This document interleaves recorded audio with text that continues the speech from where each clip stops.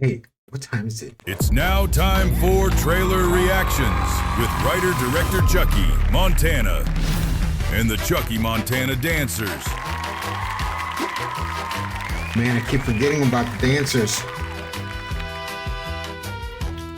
They're gonna walk off set at some point. We're checking out Spider-Noir. We're gonna react to it, check it out, do a breakdown, check under the hood,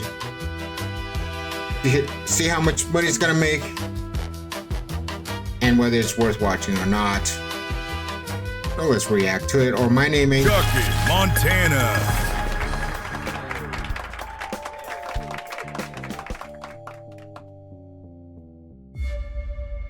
Does have Nicolas Cage. You already know how it ends. Well, then start from the beginning. Prime original. Okay. Ticks. Thoughts. Impulses. I manage to suppress them. Most of the time. What's going on? You alright, Nick?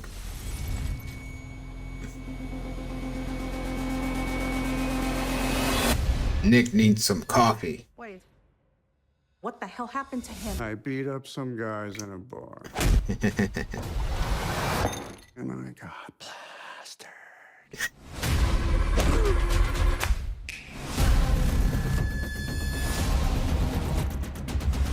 Leaving Las Vegas vibes.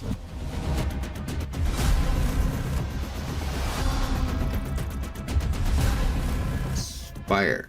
What are you thinking about over there? Bit of an existential crisis, if I'm honest.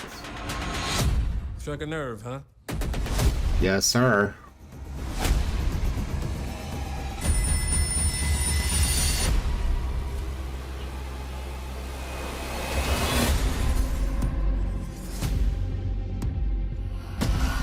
The two ways. That went by fast, y'all. Tell the truth. Did you like it? I'm glad you're honest with me. It's got Nicolas Cage, it's got film noir, and it's got Spider. I thought it had something to do with Marvel or Spider-Man. But I guess not. So let's check under the hood and get a quick snapshot of this. What is Spider-Noir? This is probably my favorite part of the show, where I get to find out what the hell is going on. Damn it. Spider-Noir, May 25th, 2026 is when it comes out. So if you're watching from the future, it's already out. With no power comes no responsibility. That's a Spider-Man thing, I guess. Ben Riley, an aging and down on his luck private investigator in 1930s New York, is forced to grapple with his past life as the city's one and only superhero. 1930s film noir, modern architecture, rain, probably narration and voiceover if you do. A lot of film noir has that. Film noir movies. You got the great Nicolas Cage, aka Nicolas Coppola. He's royalty, related to Francis Ford Coppola and Sofia Coppola. We all know what he's done, y'all. It's just Spider-Man here. Is he in Spider-Man? Is he in Spider-Man? This is not an alphabetical. Is this in alphabetical order is the real question. The answer is no.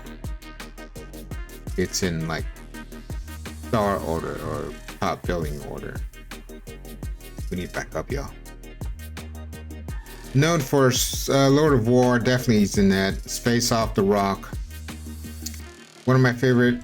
I have two favorite Nicolas Cage movies of all time. One of them is Leaving Las Vegas, directed by Mike Figgis, and it's just a very dark and dreary movie, but for some reason I think I don't know if it's the story, the screenplay, which I think it got some kind of nomination for Academy Awards. I don't know, or if it's the editing. It's one of the movies where I just noticed the editing, even though it's not a lot of quick cuts and it's not a lot of fancy editing. I just noticed that it's edited very well. And the other movie is Raising Arizona, which was almost given to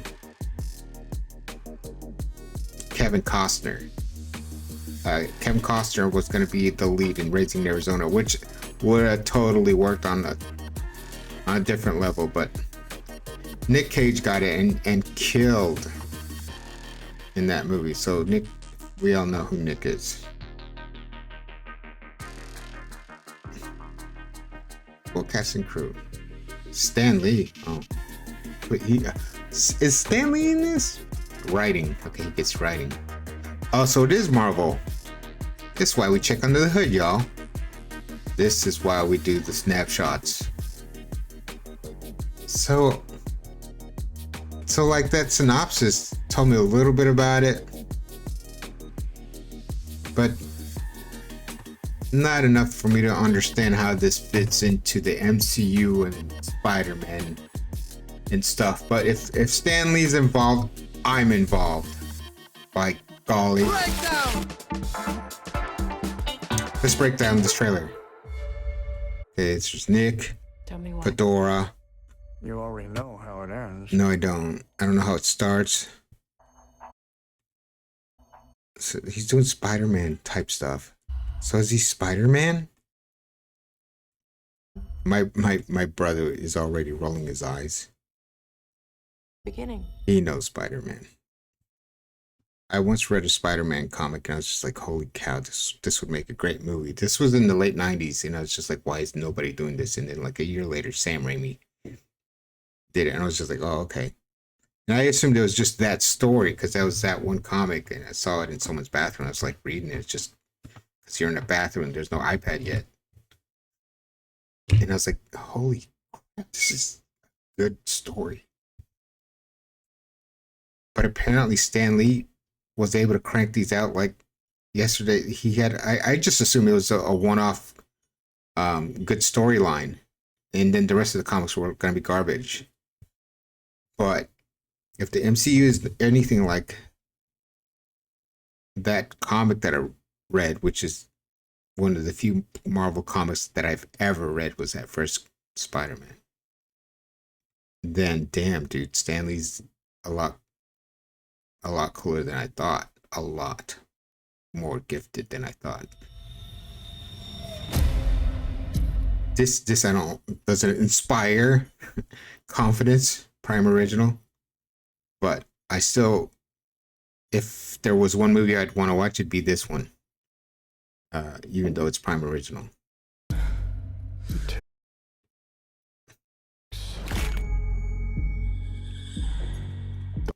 So he's like out of his gourd. He's grappling with the fact that he's a superhero in a time where there probably isn't any. He might run into Iron Man if it's in the 40s, like the original Iron Man was like in 50s or something. Or maybe that was a Rocketeer. There was a time where Iron Man and the Rocketeer were like on the same level, just throwaway characters for anyone of my generation. But in this, Iron Man came back with a vengeance with those movies.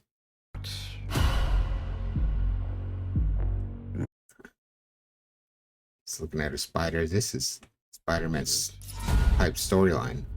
I don't know what Spider-Noir is. It just like an alternate universe type deal? E. Riley, private investigator. Most of the time.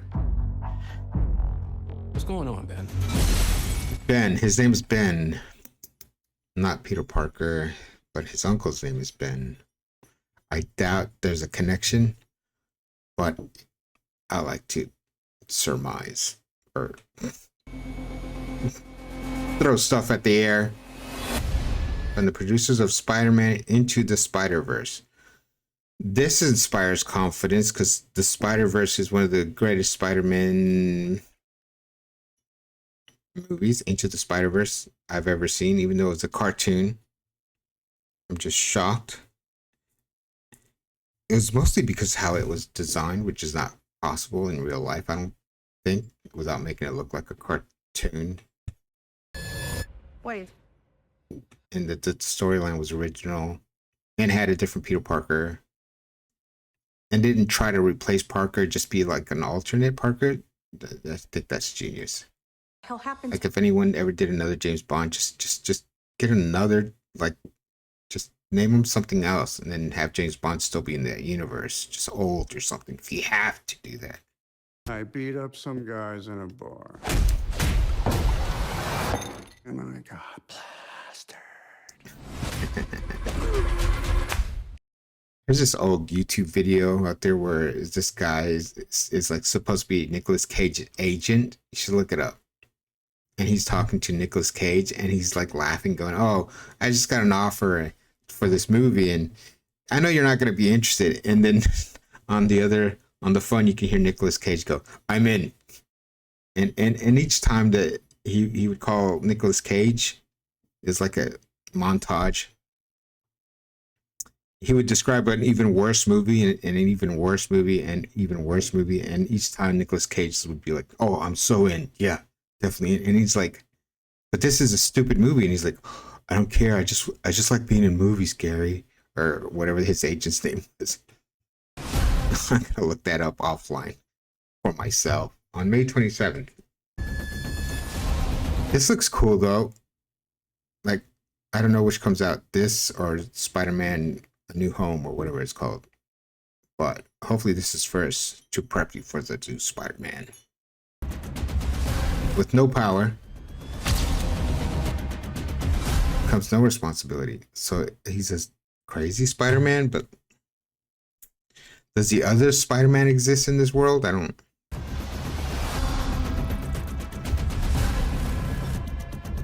What are you thinking about over there? Lady. Existential crisis, if I'm honest. Struck a Existent. nerve, huh?